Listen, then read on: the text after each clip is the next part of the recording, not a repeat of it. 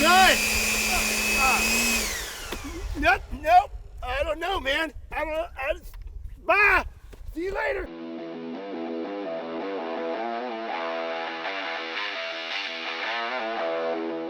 What's up, everybody? My name is Scott, and you're watching Kentucky Ballistics. And not too long ago, I introduced you to my Solarthern 20mm anti-tank rifle, and I absolutely love this thing. But this old girl right here was kind of getting lonely, and she needed a friend.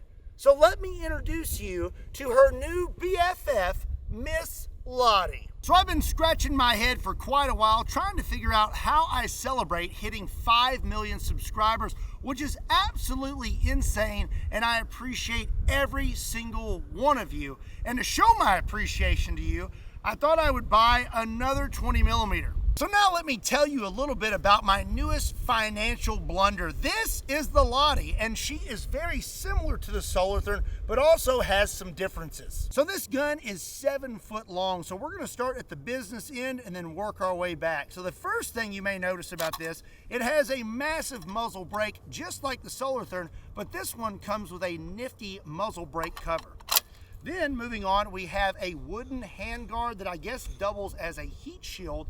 We have iron sights, and then the biggest difference between the LAHTI and the Solarthern is these massive sleds. So soldiers would actually drag these things sometimes on these sleds in the snow, and then once you got to where you would be firing this weapon, you have a bipod that flips down. This thing takes a massive 10-round magazine, and it is semi-automatic. It loads from the top and ejects the shells from the bottom, and you really got to watch your hands when you shoot this thing, from what I've been told, because when it ejects these shells, it is very violent and could hurt your fingies.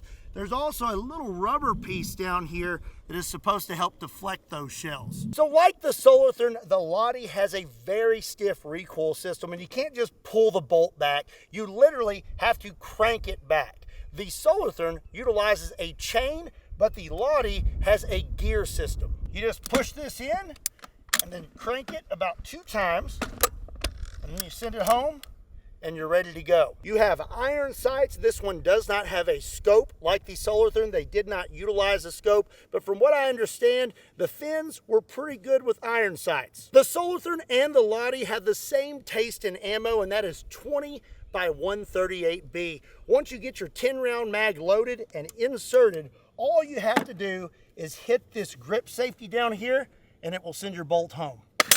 I would not want to put my thumb in that. So sometimes it's really hard to come across on camera just how big a gun is. So to give you some perspective, this is a Barrett M82A1 chambered in 50 BMG. It has a 20-inch barrel, and this by no means is a small gun. But when you set it next to a LAHTI and a Solarthern, it looks pretty tiny. And just to give you a little more perspective, this is a Barrett mag and this is the LAHTI mag. Both hold 10 rounds, but one is 50 BMG and the other is 20mm. This guy right here is 750 grains and putting out around 13,000 foot-pounds of muzzle energy, while the 20mm is a little over 2,300 grains and producing around 35,000 foot-pounds of muzzle energy. So now it's time to finally shoot this thing, and I am very excited because I have questions that need answers. What is the recoil gonna be like on this thing? Because it's a little bit lighter than the Solarthern, and its barrel does not reciprocate. So am I gonna have a good day, or is my shoulder gonna be reciprocating? Let's find out, shall we? Are you struggling with credit card debt, personal loans, medical bills, or maybe you just have an insatiable appetite for big bore firearms?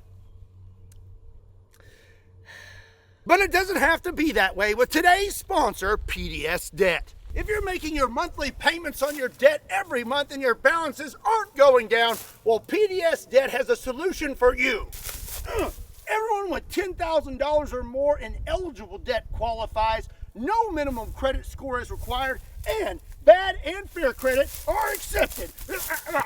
Make this the year you take control of your debt. Get a free debt analysis right now by swinging over to pdsdebt.com/KYB. Again, a big thank you to PDSDebt for sponsoring today's video. And again, if you want to check them out, it's pdsdebt.com/KYB, and it only takes 30 seconds. Now, let's get to it. So my first question is, what's this thing going to be like shooting it on the sleds compared to the bipod? I'm guessing it's going to kick me a lot harder, but we're about to find out. This guy in here almost made a big mistake. And that is, always remember to remove your muzzle brake cover. I would have been big sad. It is a little muddy out today, so I'm gonna lay on this table. Let's see.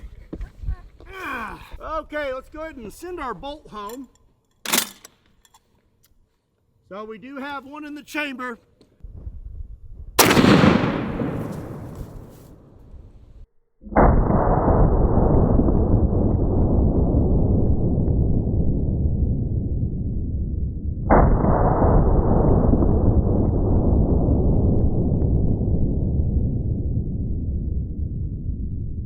First of all, shooting it off the sleds wasn't so bad.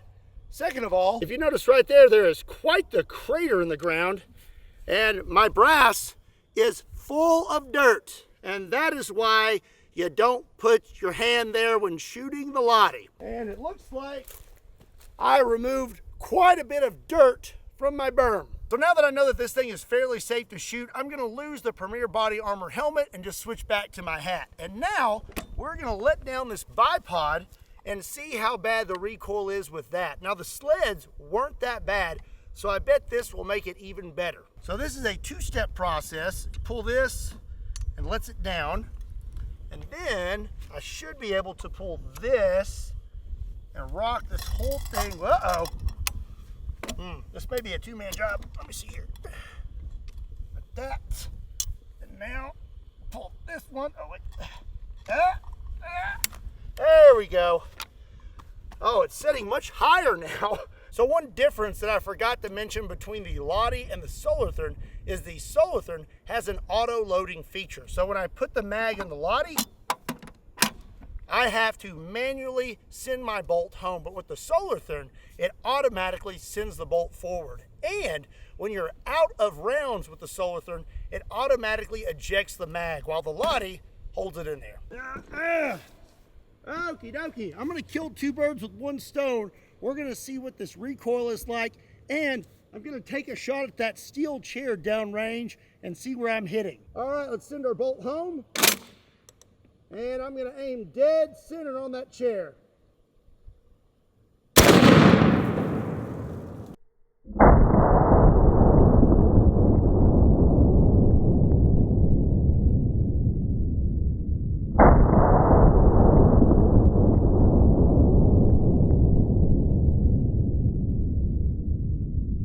Okay, I'm gonna say that the bipod is definitely better than the sleds. I barely even felt that. She not be kicking. The iron sights on the LAHTI are offset to the left. I was aiming dead center, and as you can see, I hit about 4 inches to the right, which makes sense. So if I want to hit something with this thing, I need to be aiming about 4 inches to the left. So now we know that the LAHTI will fire at least one shot at a time, and we know that the bipod helps with recoil better than the sleds. But this is a semi-automatic 20mm anti-tank gun, and it holds 10 rounds. So can we get multiple shots without the gun malfunctioning? So up next, I'm gonna take 3 shots and see if we can get all 3 to go off without the gun getting a jam. And at the same time, we're gonna perform an experiment. According to the slow-mo, the muzzle blast on this thing is pretty wicked. So I wanna know what would happen if you were a little too close to that muzzle. Okay. I would not wanna be him right now. All right, first shot, here we go.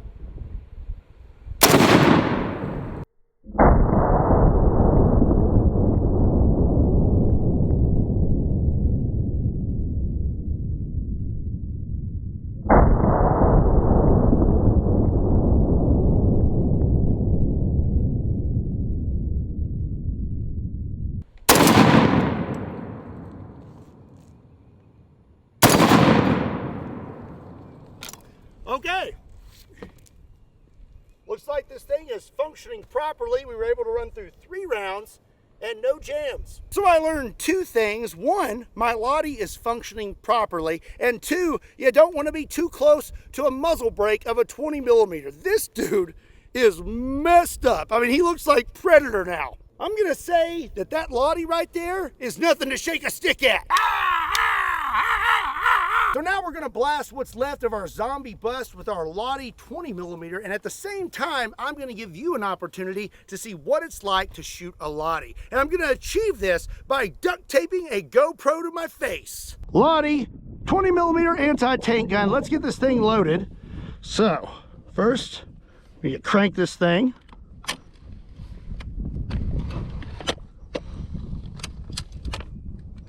Okay, now put our mag in there, big old behemoth.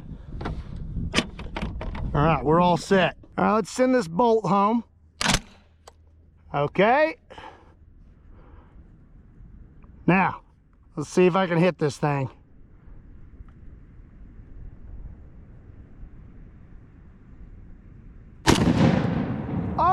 Okay, I would say that we hit it.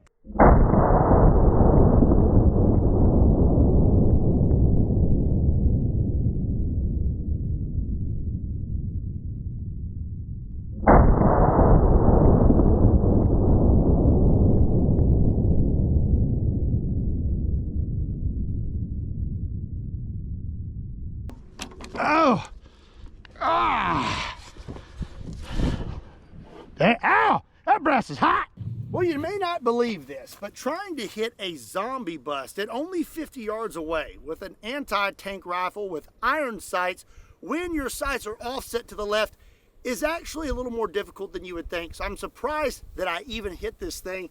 I managed to hit it in the cheek, but it still detonated the entire zombie bust. Well, I had a lot of fun shooting my LAHTI today. What did you think about it? And which one do you like better, the LAHTI or the Solarthurn? Let me know in the comment section down below. Also, be sure to check me out on all other social media platforms. Links to those can be found in the description down below, along with a link to KentuckyBallistics.com, just in case you want to pick up a shirt. And as always, my name is Scott. Thank you so much for watching Kentucky Ballistics. I'll see you next time.